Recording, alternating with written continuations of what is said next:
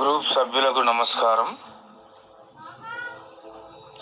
మీ అందరికి ఒక సూచన. చిన్న పిల్లల్ని ఎత్తుకపోయే గ్యాంగు నిజామాబాద్ టౌన్లో తిరగడం జరుగుతుంది. ఆల్రెడీ 2 రోజుల కిందట హబీబ్ నగర్లో 2 పిల్లలు మిస్ అయినరు. మళ్ళీ ఆటో నగర్లో 2 పిల్లలు మిస్ అయినరు. అందులో నుంచి ఒక వ్యక్తిని గుర్తించి ఎత్తుకపోయిన వ్యక్తిని గుర్తించి విచారణ జరుపుతున్నారు. వాళ్ళు అందరూ గ్రూపులుగా నిజామాబాద్లో ఒక 60-70 మంది దిగిరంట.